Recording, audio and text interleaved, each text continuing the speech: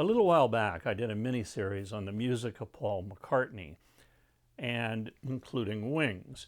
And I talked about how at that time he had just released a new Wings album, which is called One Hand Clapping, and I had just received that album.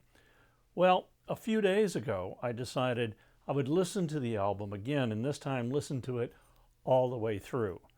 And it was a lot of fun. Yeah, all the hits are here, but there's some oddities as well. And even on some of the hits, Paul changes the way he plays and sings them around a little bit. While I was listening to this album, it got me thinking about Wings as a band. And sure, there was Paul and Linda, but there were 8 other people who were members of Wings. Some of them came and left pretty quickly. Some of them became sort of famous. Some of them faded away. What's their story? And I've often wondered if Paul had a non-disclosure that they all had to sign, because you really haven't seen any kind of like tell-all books or documentaries or anything about what it was like to be part of Wings. So that got me thinking, let's take a look at who were the members of Wings. So are you ready? Let's look under the wings of Wings. Let's drop the needle.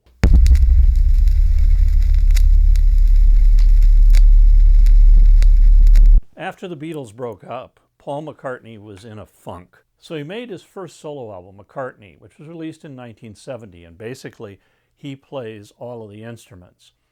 But he wanted to do more of a studio type of album, so he made his second album called Ram. But all this really did was reinforce to Paul that he wanted to be in a band. Now we all know that Paul got his wish because he and Linda formed a band which they called Wings. And Wings was active from 1971 to 1981. The first version of Wings was actually a quartet. You had Paul and Linda, Denny Lane, and another Denny Sewell. Paul, of course, did lead vocals, bass, guitars, piano, keyboards, and drums. Linda did vocals, keyboards, piano, and percussion. Denny Lane played guitar, bass, and keyboards. He sang as well. And Denny Sewell played the drums. But who were these two Dennys, and how did they join Paul and Linda? Denny Lane was the first person that Paul asked to join him and Linda in forming this new band, Wings. And as you know from the previous episodes on the Moody Blues, Denny Lane was in the early version of the Moody Blues. They were at that time managed by Brian Epstein, and so when the Beatles went out on tour, the Moody Blues opened for them. And this is when Paul McCartney and Denny Lane became friends. Now, Denny Sewell was a session musician who played drums on Paul's album Ram, and that's how they met. Now, there actually was supposed to be another member of the first iteration of Wings, and that would be Hugh McCracken. Hugh was a session musician who played guitar and played on Ram, and Paul thought he'd be a nice addition to this band they were forming. But believe it or not, Hugh McCracken told Paul McCartney he was not interested. Paul had written some songs, but he decided that this first album that the band was going to record had to be done quickly. And in fact, they do. Wildlife is recorded in just over a week. At the release of the album, Paul announces that the band Wings will be going on tour soon. But he realizes that if they're going to go on tour, they need someone else to help fill out their sound. Paul calls up a guitarist, Henry McCullough. Now, Henry had first come to fame playing with the group Heir Apparent, which I actually liked their album, and I talked about seeing them with Jimi Hendrix in a previous episode. After Heir Apparent in 1969, Henry joins Joe Cocker as part of the Grease Band and plays with Joe at Woodstock. He then went on to play on the album Jesus Christ Superstar and with Spooky Tooth on their album The Last Puff. So now Paul has the nucleus for what's going to be his touring band. So the solution that Paul had was to put the group in a van and have them drive around the UK and just stop in unannounced at universities. After the university tour, Paul decides that Wings needs to go through Europe. So he gets a double-decker bus, and they do tour around on the Wings Over Europe tour. Paul decides that Wings needs a helpful boost, so he rebrands the band Paul McCartney and Wings, and they release an album called Red Rose Speedway. The album contains the hit My Love, and there's a great backstory there in that Henry McCullough's guitar solo was done in just one take. And then he makes the decision that they'll record their next album somewhere else, someplace where EMI has a studio somewhere in the world, and he settled on Lagos, Nigeria. And the day before they are to fly there, two members of the band, Henry McCullough and Denny Sewell, quit. It's been reported that both of them did not like the musical direction the band was headed. Henry also stated he did not like Paul McCartney's domineering attitude, and Denny Sewell said he never liked the financial agreement, as he was basically just a lowly paid sideman. So Paul and Linda and Denny Lane go on and fly to Africa and record probably what is Wings' best album, Band on the Run, as a trio. Paul knew that Band on the Run was a great album, and he knew he had to tour to support it, but he knew he was going to need to hire a new guitarist and a new drummer to do so. The guitarist that he picked was young Jimmy McCullough. Jimmy was a Scottish musician. He first found fame when he joined Pete Townshend's friends, Andy Thunderclap Newman, who played piano, and John Speed King, who sang and played drums, and they formed the band Thunderclap Newman, who had a huge hit with Something in the Air.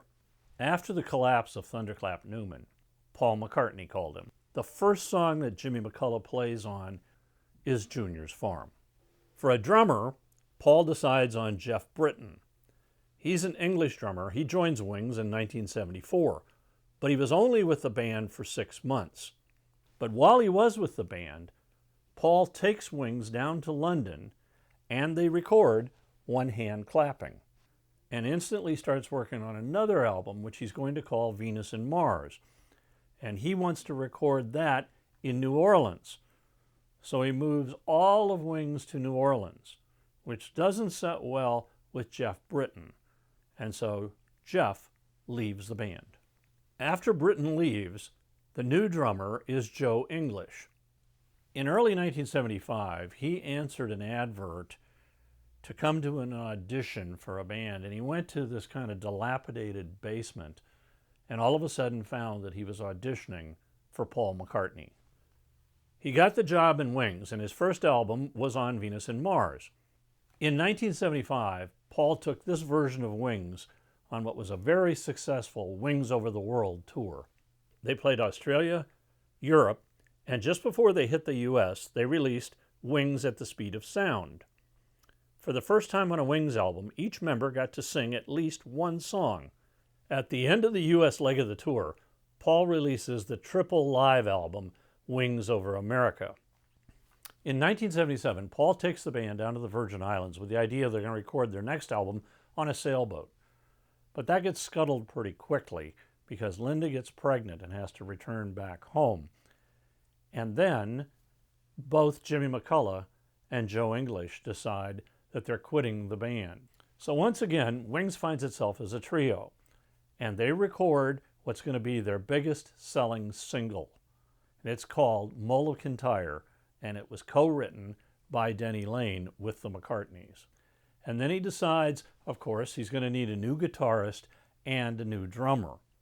For the guitarist, he hires Lawrence Juber, an English session guitarist who played all around London and worked with George Martin on a number of sessions. Paul invited him to join Wings in 1978, and he has said, "You don't really want to say no to Paul McCartney." He played on the Wings' Back to the Egg album, also played on Ringo Starr's 1981 album, Stop and Smell the Roses, where he is miscredited as Lawrence Tuber. Steve Holley is an English drummer who was with Wings from 1978 until 81. He played on Elton John's hit single Ego, which led to a meeting in a pub in England where Denny Lane suggested that he join Wings. Paul took this version of Wings on a tour of the UK, and then he decides, hey, let's go tour Japan, and they set up a tour there, but things don't actually work out. because as soon as he lands in Japan, he's stopped at customs and they find that he has marijuana in his suitcase. And he's arrested and sent to jail. The rest of the tour obviously is canceled. After 10 days, Paul McCartney is released from the Japanese jail and sent back to the UK. Paul starts work on another series of music with the idea of putting out an album, but he tells Juber and Holly that they're not needed. He's going to use session musicians.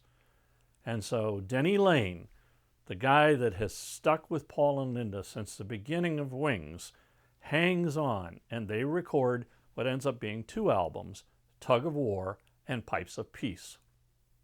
But things begin to sour between Paul and Denny over business deals. This really came to a head with the release of the single Mullican Tire, which Laine is credited with co-writing with Paul and Linda. But Denny claims that he never really got any royalties from it because the McCartneys claimed he was a contract writer for the song. Obviously, there's tension there. And then Denny also was very disappointed when Paul got arrested in Japan and meant that all of the revenue that everyone was expecting from the Japanese and the US tour after that just evaporated. And so Denny Laine decides that since Wings are not touring and have no plans to tour, he's leaving the band. Paul hangs on to the idea that Wings is still going to work, but when Tug of War comes out in 1982, he realizes that no, the dream of Wings is over, and he announces that Wings no longer exists. Now, as usual, I've created a Spotify playlist where you can listen to some of the songs that I've talked about in this episode. And here's the link, and I'll also put it in the comments below. Let's recap the members of Wings. Naturally, you got Paul McCartney on lead vocals, bass, guitar, piano, keyboards, drums, anything else you could think of, from 1971 to 1981. After Wings, Paul, of course, has continued on an extremely successful solo career. And in fact, the members of the band he's with now, he's been with for 20 years. Paul's been with them longer than he was with the Beatles or with Wings. But going back to Wings, with Paul, of course, there was Linda McCartney, who is on vocals, keyboards, piano, and percussion. Linda, besides raising, from all accounts, a good family, continued to tour and record with Paul until her death in 1998. Denny Laine, the guy that was with the McCartneys through the thick and thin of it, was vocals, guitar, bass, piano, and harmonica. Sadly, in 2022, Denny Laine caught COVID and ended up having multiple surgeries for lung issues. And then a year later, in 2023, he passes away at the age of 79. Denny Sewell played drums. He was a founding member of Wings, and he now lives in Los Angeles. Henry McCullough, after leaving Wings abruptly along with Denny Sewell, Henry decides to record a solo album and is released on George Harrison's Dark Horse Records. Then he focused on being a session guitarist. However, in 2012, he had a heart attack, and it was widely publicized that he had died, but he had not. But 4 years later, he did pass away, never really recuperating from that heart attack. Then there's the ever-exuberant Jimmy McCullough. After leaving Wings, he joins a reformed Small Faces and plays on their album 78 in the Shade. Sadly, 2 years later, in September of 1979, at the age of 26, he was found dead in London from heart failure. Jeff Britton playing drums. After leaving Wings, he played for a year with Manfred Mann's Earth Band and joined other groups around London. Joe English, also a drummer. After returning to the U.S., Joe joined Chuck Leavell's band, Sea Level, and then converted to Christianity and recorded Christian music with the Joe English Band. He stopped playing drums in 1990. Lawrence Juber, after his time in Wings, he returned to the U.S., where he's a studio musician and has played in numerous TV shows, soundtracks, and albums. In 2014, he released a photo book called Guitar with Wings, which contains previous unreleased photos of his time with Paul McCartney. Lawrence currently lives in LA and continues to record. Steve Holley on drums, percussion, and backing vocals. After Wings, Steve also played on Julian Lennon's debut album, Valette. So that's the story of the 8 different members who joined Paul McCartney and Linda in Wings over 10 years. I hope you've enjoyed this, and until next time, keep it rockin'. If you liked this episode, hit the like button, and you can also leave me a comment down below, and I'll respond to you. If you subscribe, we'll let you know when future episodes come out.